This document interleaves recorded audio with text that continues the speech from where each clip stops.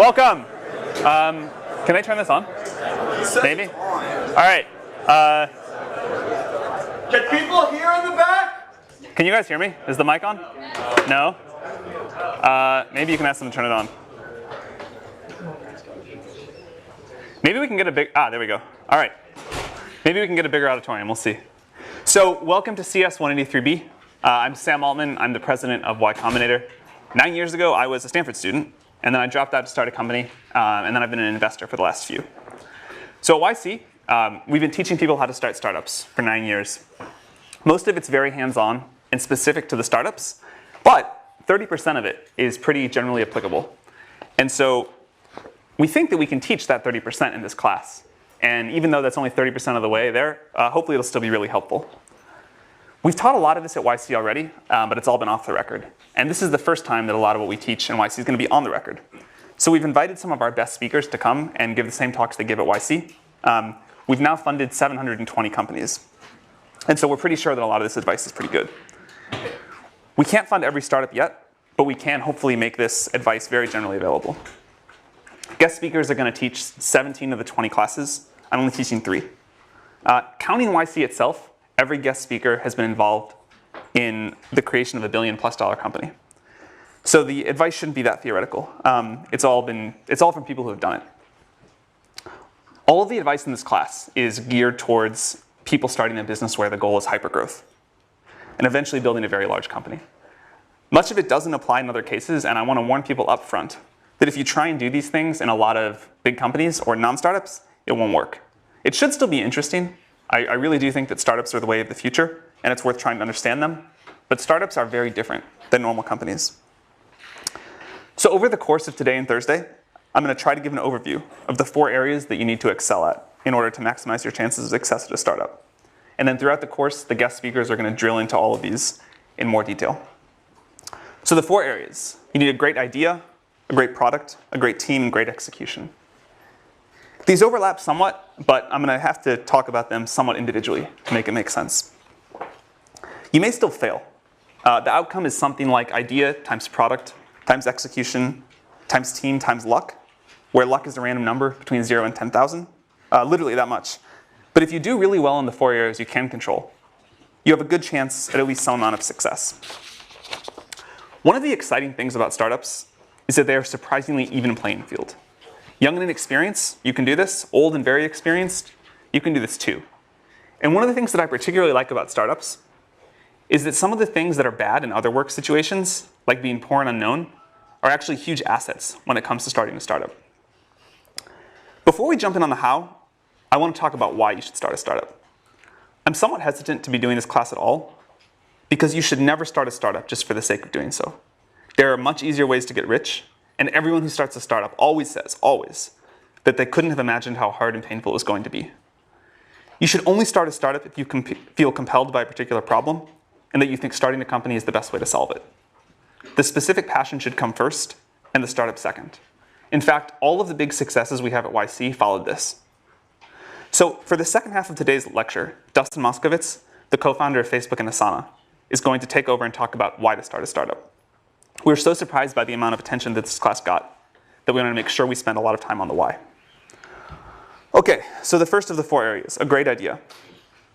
It's become popular in recent years to say that the idea doesn't matter. In fact, it's almost uncool to spend a lot of time thinking about the idea for a startup. You're just supposed to start, throw stuff at the wall, see what sticks, and not even spend any time thinking about if it'll be valuable if it works. And pivots are supposed to be great. The more pivots, the better. So this isn't totally wrong. Things do evolve in ways that are difficult to predict. And there's a limit to how much you can figure out without actually getting a product in the hands of users. And great execution is at least 10 times more important and 100 times harder than a good idea. But the pendulum has swung way out of whack here. A bad idea is still bad, and the pivot-happy world that we're in today feels really suboptimal. Great execution towards a terrible idea will get you nowhere. There are exceptions, of course, but most great companies start with a great idea, not a pivot. If you look at successful pivots, they almost always are a pivot into something the founders themselves wanted, not a random made-up idea. Airbnb happened because Brian Chesky couldn't pay his rent, but he did have some extra space. In general, though, if you look at the track record of pivots, They don't become big companies. I myself used to believe ideas didn't matter that much, but I'm very sure that's wrong now. The definition of the idea as we talk about it is very broad. It includes the size and the growth of the market, the growth strategy for the company, the defensibility strategy, and so on. When you're evaluating an idea, you need to think through all these things, not just the product. If it works out, you're going to be working on this for 10 years. So it's worth some real upfront time to think through the long-term value and the defensibility of the business.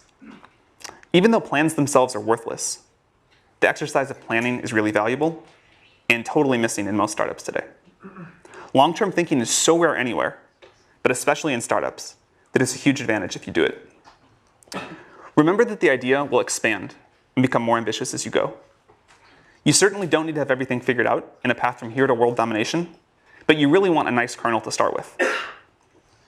You want something that can develop in interesting ways. As you're thinking through ideas, another thing that we see young founders get wrong all the time is that someday you need to build a business that's difficult to replicate. This is an important part of a good idea. I want to make this point again because it's so important. The idea should come first and the startup should come second. Wait to start a startup until you come up with an idea you feel compelled to explore. This is also the way to choose between multiple ideas.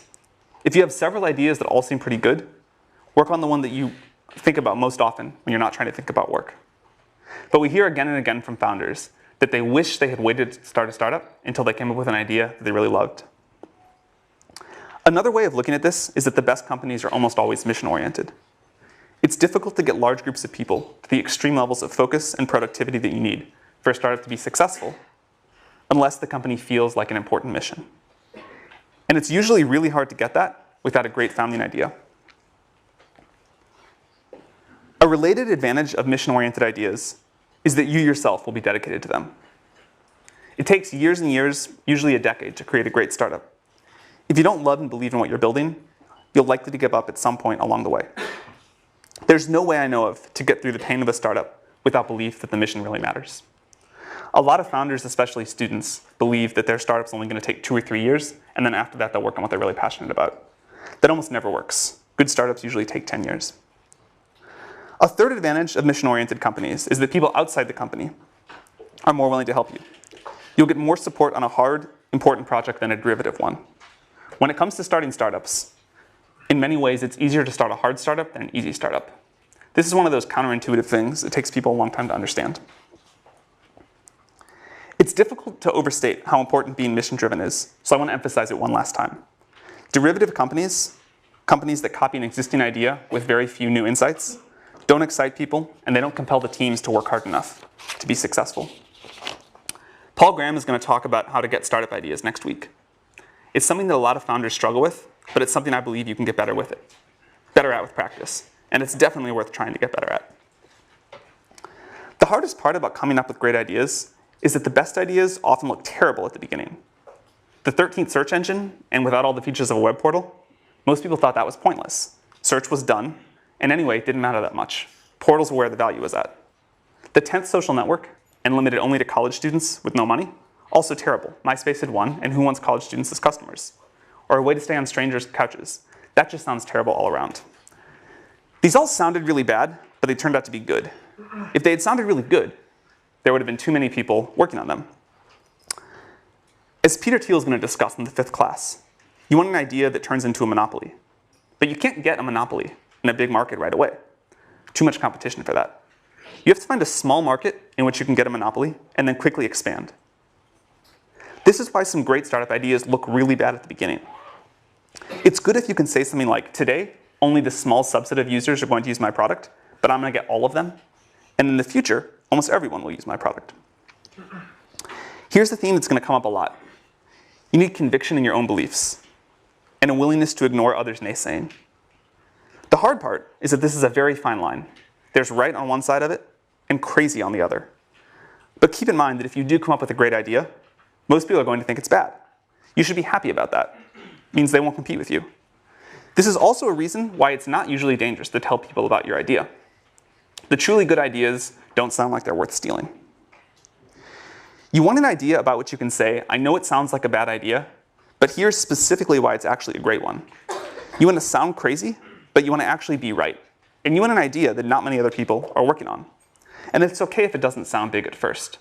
Common mistake among founders, especially first-time founders, is they think that the first version of their product, the first version of their idea, needs to sound really big.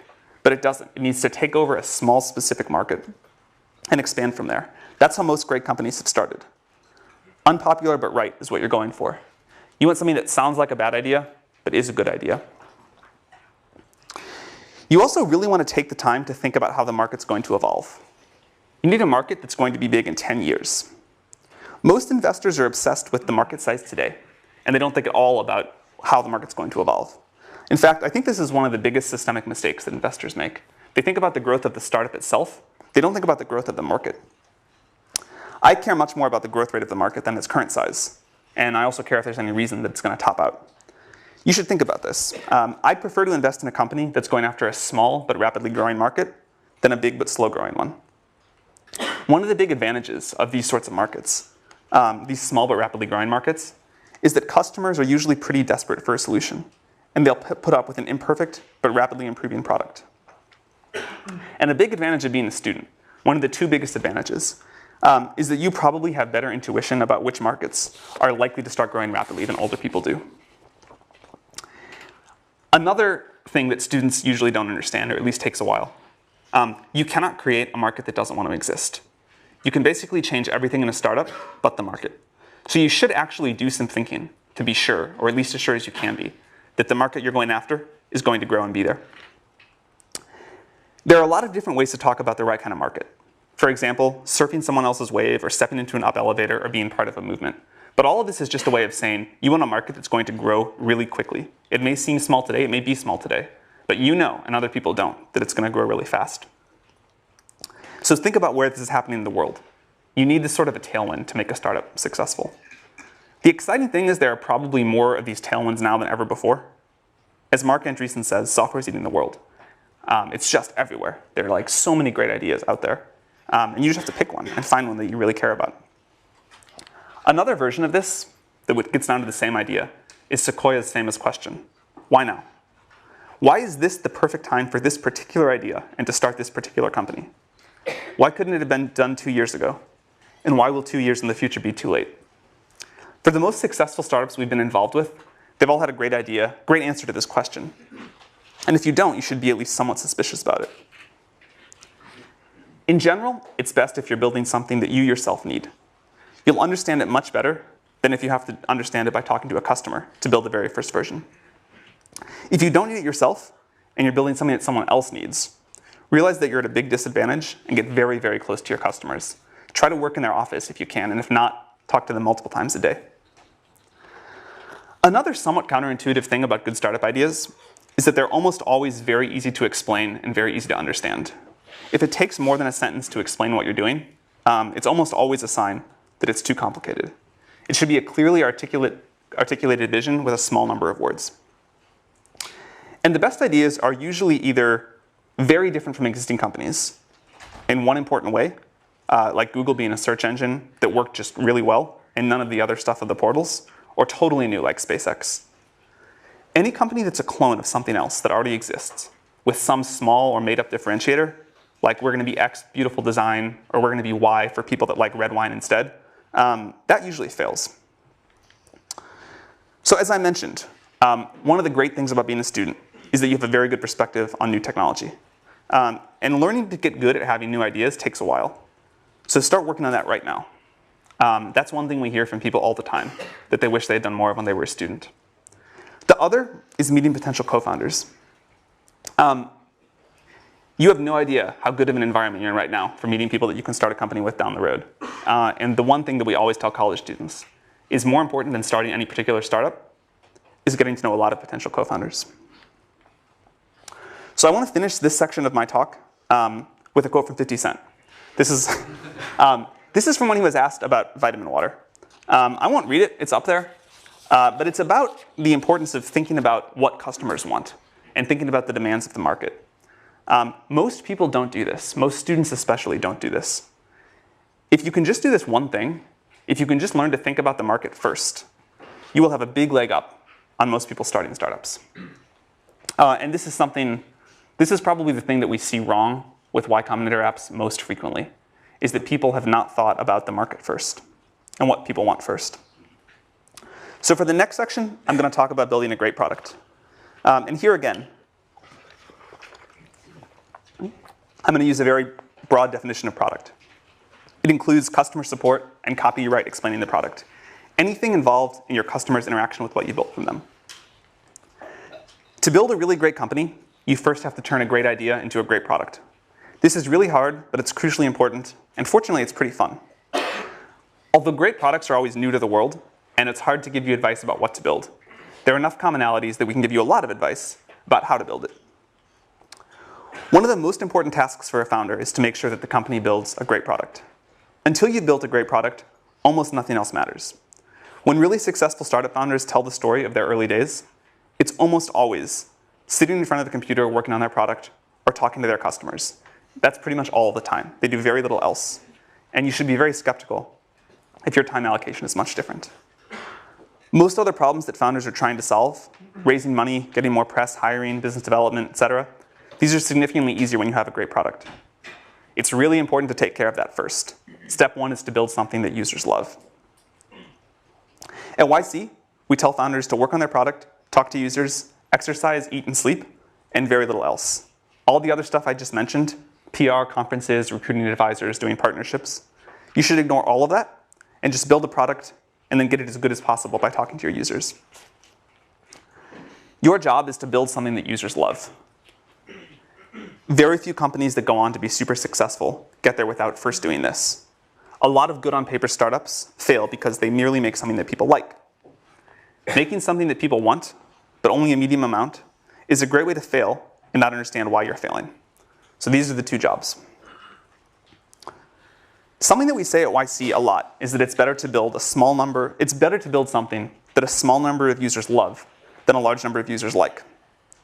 Of course, it'd be best to build something that a small number of users love, but opportunities to do that for V1 are rare, and they're usually not available to startups. So in practice, you end up choosing either the gray or the orange. You make something that a lot of users like a little bit, or something that a small number of users love a lot. And this is a very important piece of advice. Build something that a small number of users love. It's much easier to expand from something that a small number of people love to something that a lot of people love than from something that a lot of people like to a lot of people love. If you get this right, you can get a lot of other things wrong. If you don't get this right, you can get everything else right, and you'll probably still fail. So when you start in a startup, this is the only thing you need to care about until it's working. Should we explain that again? Sure. So you have a choice in a startup. The best thing of all worlds would be to build a product that a lot of people really love. In practice, you can't usually do that because a big company, if there's an opportunity like that, Google or Facebook will do it. So there's a limit to the area under the curve of what you can build. And you can either build something that a lot of users like a little bit, or you can build something that a small number of users love a lot. And the total amount of love is the same. It's just a question of how it's distributed. And there's this law of conservation of how much happiness you can put into the world with the first product of a startup.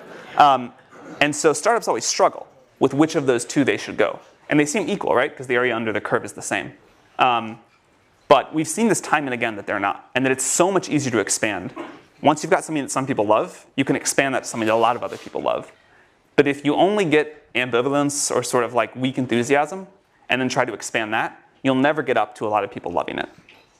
So the advice is find a small group of users and make them really love what you're doing. Does that make sense? All right. One way that you know when this is working is that you'll get growth by word of mouth. If you make something people love, people will tell their friends about it. This works for consumer products and enterprise products as well. When people really love something, they tell their friends about it, and you'll see organic growth. If you find yourself talking about how it's okay that you're not growing because there's a big partnership that's going to come save you or something like that, it's almost always a sign of real trouble. Sales and marketing are really important, and we're going to have 2 classes on them later. But if you don't have some early organic growth, then your product probably isn't good enough yet. A great product is the secret to long-term growth hacking. You should get that right before you worry about anything else. It doesn't get easier to put off making a great product. If you try to build a growth machine before you have a product that some people really love, you're almost certainly going to waste your time. Breakout companies almost always have a product that's so good that it grows by word of mouth. Over the long run, great products win. Don't worry about your competitors raising a lot of money and what they may do in the future. They probably aren't very good anyway. Very few startups die from competition. Most die because they themselves fail to make something users love. They spend their time on other things. So worry about this above all else. Another piece of advice to make something that users love, start with something simple. It's much, much easier to make a great product if you have something simple. Even if your eventual plans are super complex, and hopefully they are, you can almost always start with a smaller subset of the problem than whatever you think is the smallest. And it's hard to build a great product, so you want to start with as little surface area as possible. Think about the really successful companies and what they started with. Think about products that you really love. They're generally incredibly simple to use and especially to get started using. The first version of Facebook was almost comically simple. The first version of Google was just an ugly web page with a text box and 2 buttons, but it returned the best results, and that's why users loved it. The iPhone is far simpler to use than any smartphone that ever came before it, and it was the first one that people really loved. Another reason that simple's good is because it forces you to do one thing extremely well, and you have to do that to make something that people love.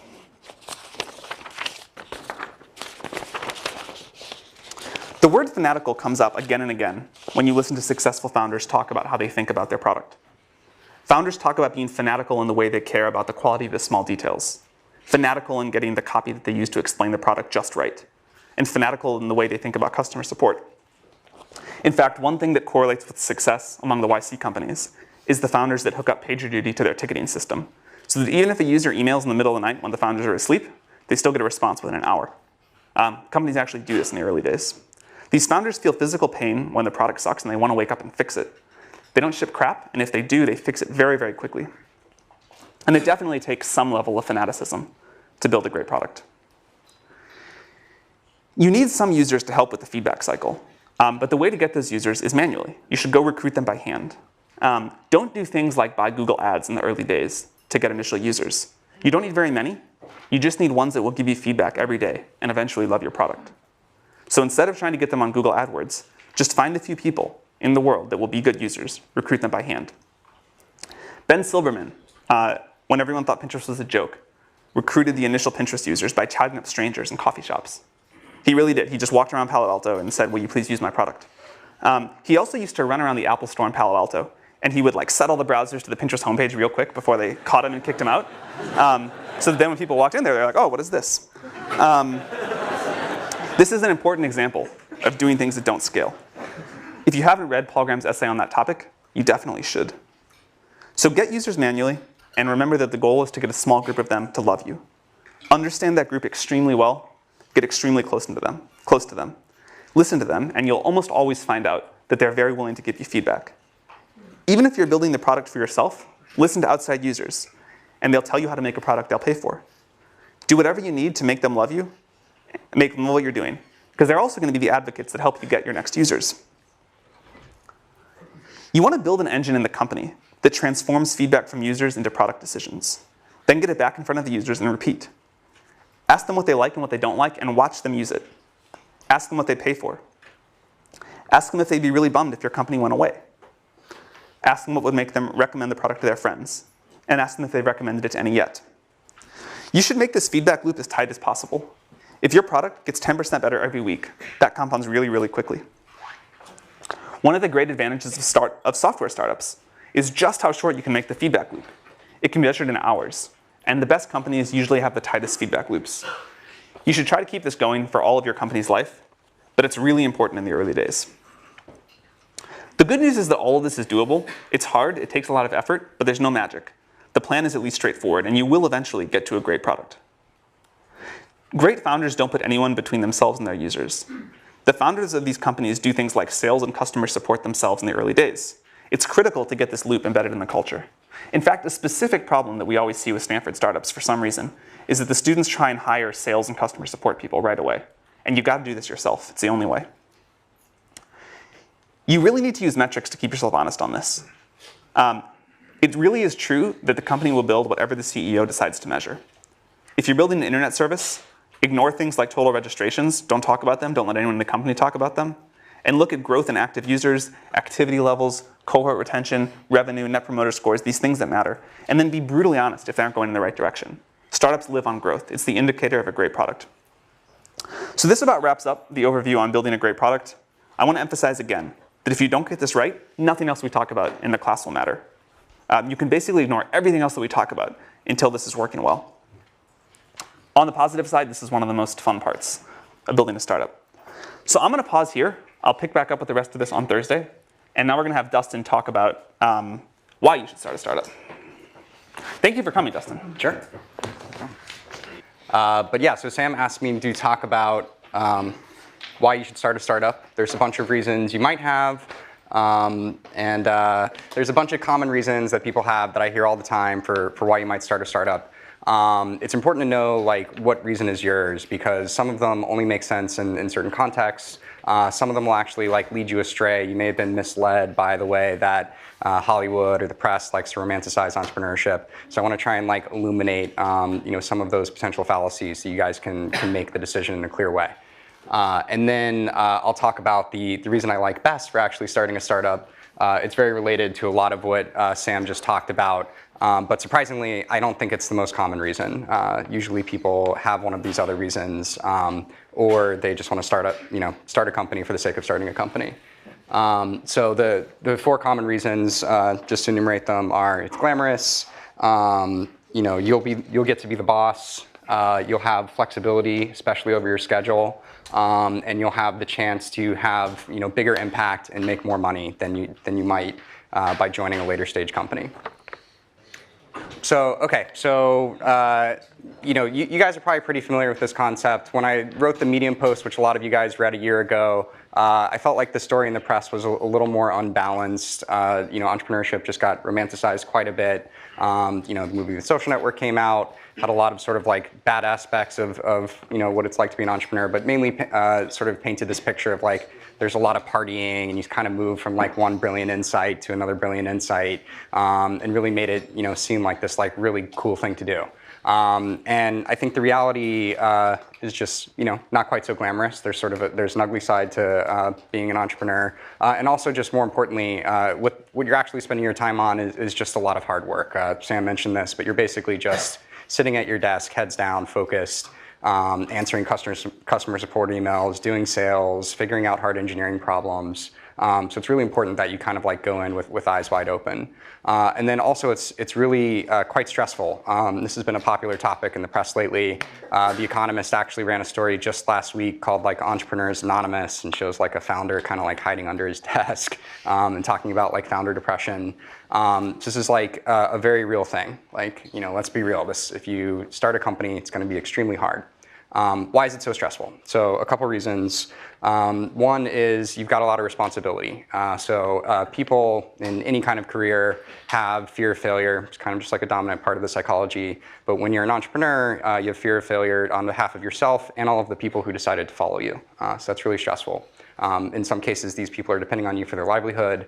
Even when that's not true, they have decided to devote the best of your years of their life to following you. And so you're responsible for the opportunity cost of their time. So that's a big deal. And you're always on call if something comes up. Maybe not always at 3 in the morning, but for some startups that's true. But if something important comes up, you're going to deal with it. That's kind of the end of the story. Doesn't matter if you're on vacation. Doesn't matter if it's the weekend. You've kind of always got to be on the ball and always be in a place mentally where you're prepared to deal with those things. And then a sort of special example of that or of this kind of stress is fundraising. So seen from The Social Network, this is us partying and working at the same time, and somebody's spraying champagne everywhere. So The Social Network spends a lot of time kind of painting these scenes. Mark's not in the scene. The other thing they spend all their time on is kind of like painting him out to be a huge jerk. This computer? Yeah. Oh. Okay, so this is an actual scene from. See, I'm going to move this just a little. Oh no. This will work. This will work. Okay. On the PDF as well. Yeah. Okay. Okay, cool. This is an actual scene from Palo Alto. Spent a lot of time at this desk, just kind of heads down and focus. Mark was still kind of a jerk sometimes, but in this more like fun, lovable way, and not a like sociopathic scorn lover way. So this is him like signaling his intention to just be focused and keep working, not be social. So then there's also the scene sort of demonstrating the like brilliant insight moment. It's kind of like straight out of A Beautiful Mind. They literally stole that scene. So they like to paint it as you just kind of like jump from one of these moments to the other moment with like parting in between. But really, we were just at that table the whole time. So interestingly, if you compare this to the other photo, Mark is in the exact same position, but he's wearing different clothes. This is definitely a different day. So cool. So that's what it's actually like in person. And I just covered this bullet up here. This is the Economist article I was talking about a second ago. So another form of stress is just like unwanted media attention. So part of it being glamorous, you get some positive media attention sometimes. It's nice to be on like the cover of Time and like be the person of the year. It's maybe a little less nice to be on the cover of People with like one of your wedding photos. It depends who you are. Some people would like that. I'd really hate it. But when Valleywag analyzes your lecture and just tears you apart, like you definitely don't want that. Nobody wants that. And then one thing I almost never hear people talk about is you're just a lot more committed. So if you're an employee of a startup and things are stressful, it's not going well, you're unhappy, you can just leave. For a founder, you can leave, but it's very uncool, pretty much a black eye on the rest of your career. And so you really are committed.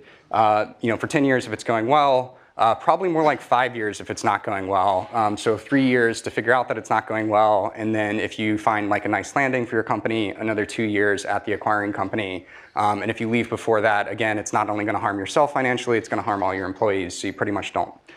So if you're lucky and you have a bad startup idea, you fail quickly, but most of the time it's not like that.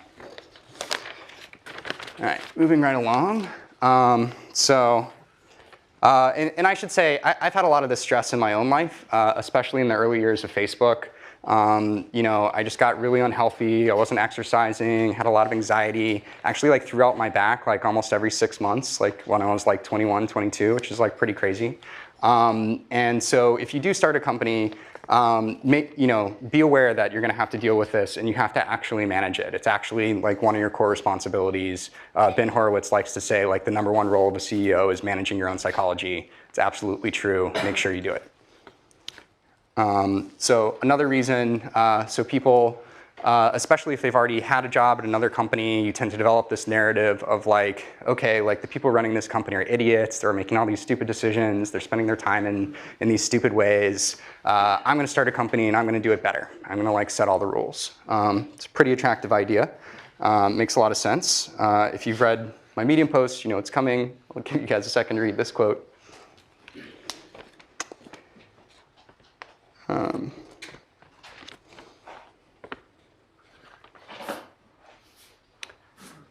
Cool. So this really resonates with me. And one thing I'd point out is, the reality of these decisions is pretty nuanced. The people you thought were idiots probably weren't idiots. They probably just had like a really difficult decision in front of them, and people pulling them in multiple directions. So the most common thing I have to spend my time on and focus my energy on as a CEO is like the problems that like other people are bringing to me, the other priorities that people create. And it's usually in the form of a conflict. People want to go in different directions, or like customers want different things. And like I might have my own opinion about that. But really the game I'm playing is like, who do I disappoint the least? And like just trying to like navigate all these difficult situations. And even on a day-to-day basis, I might come in on Monday and like have all these grand plans for like how I'm going to improve the company and what I'm going to spend my time on. But then if like an important employee is threatening to quit, that's what I'm spending my time on. That's my #1 priority. So a subset of you're the boss is you have flexibility. You have control over your own schedule. This is a really attractive idea.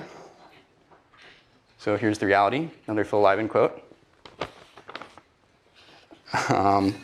So this really resonates with me as well. And some of the reasons for this, again, you're always on call.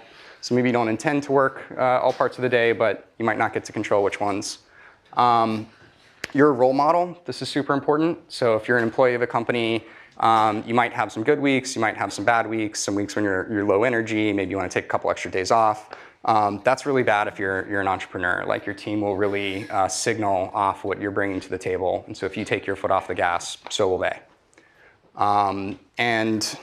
You're always working anyway. So if you're really passionate about an idea, it's just going to like pull you to keep working on it. If you're working with great investors, if you're working with great partners, they're going to want to be working really hard. They're going to want you to be working really hard. And again, you're going to want to work really hard. So some companies like to tell the story about you can have your cake and eat it too. You can have like 4-day work weeks maybe. If you're Tim Ferriss, maybe you can have a 12-hour work week. It's a really attractive idea. And it does work in a particular instance, which is if you want to like actually have a small business or go after a niche market, then you're a small business entrepreneur. That makes total sense. But as soon as you get past like 2 or 3 people, you really need to step it up and be full-time committed. Cool.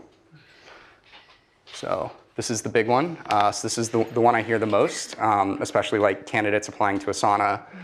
They tell me, I'd really like to work for a much smaller company or start my own because then I have a much bigger slice of the pie. I'll have much more impact on how that company does, and I'll have more equity, so I'll make more money as well. So let's examine when this might be true.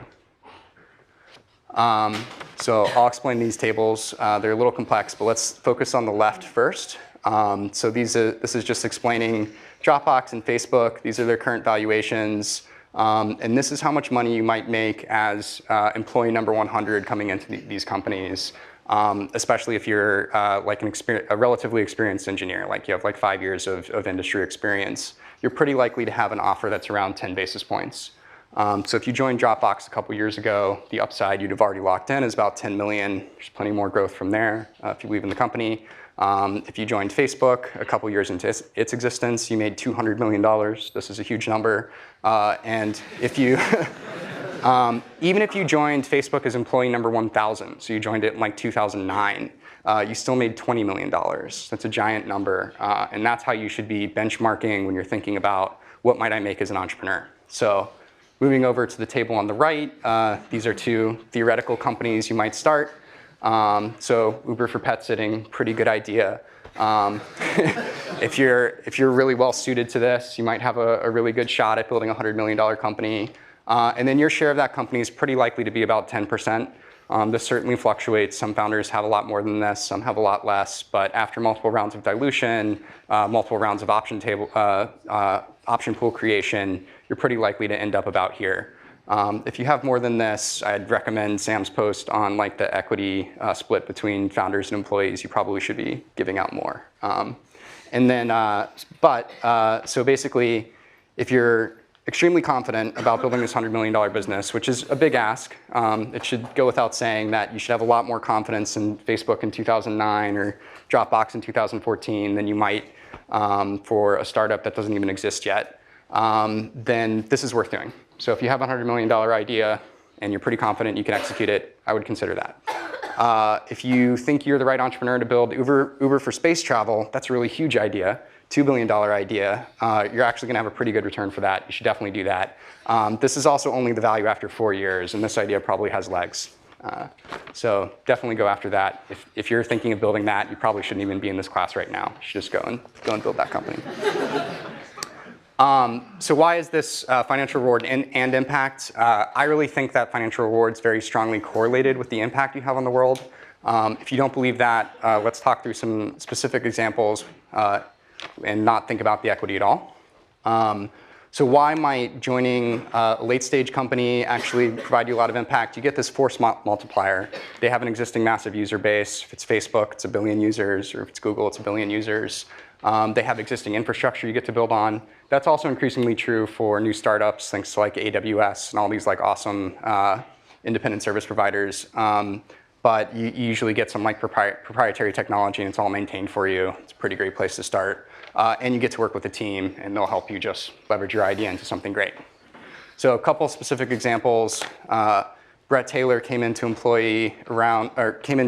Google as around employee number 1,500, and he invented Google Maps. This is a product you guys probably use every day. I used it to get here, and it's used by hundreds of millions of people all around the world.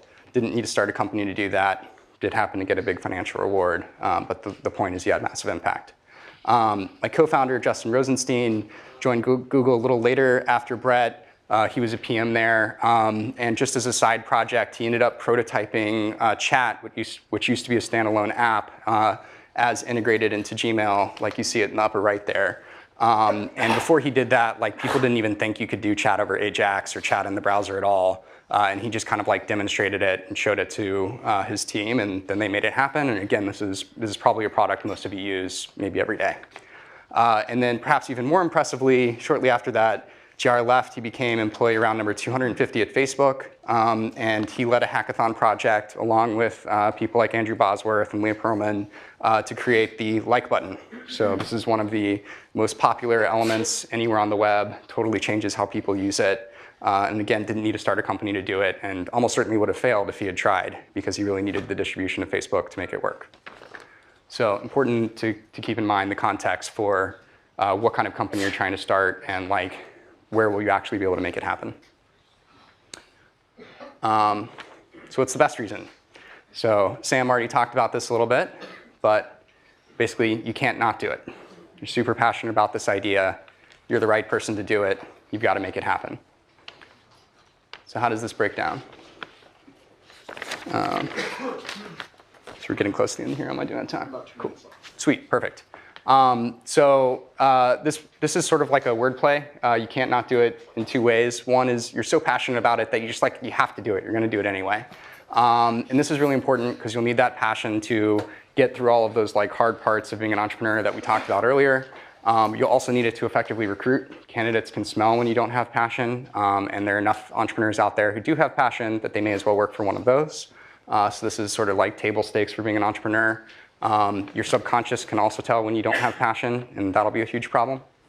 And then, so the other way to interpret this is the world needs you to do it. So this is sort of validation that the idea is important. It's going to make the world better, so the world needs it. If it's not something the world needs, go do something the world needs. Your time's really valuable. There are plenty of good ideas out there. Maybe it's not one of your own, maybe it's an existing company, but you may as well work on something that's going to be good.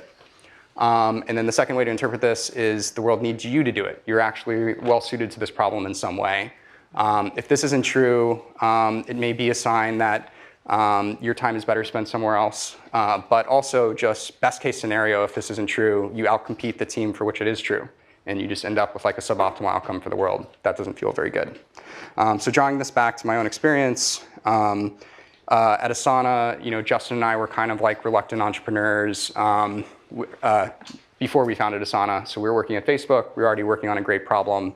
And we would basically work all day long on our normal projects. And then at night, we would keep working on this internal task manager that was used internally at the company. And it was just because we were like so passionate about the idea. It was so clearly valuable that we couldn't do anything else.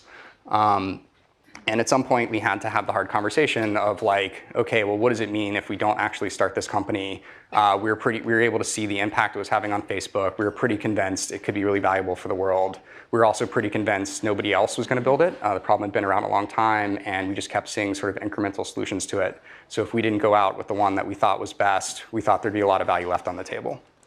And yeah, so we just couldn't stop working on it. And literally the idea was like beating itself out of our chest, like forcing itself into the world. And I think that's the feeling you should really be looking for when you start a company. That's how you know you have the right idea. So I'll go ahead and stop there. I'll put some recommended books up here, but won't narrate them. And maybe that's the end of the class. Yeah, thank you.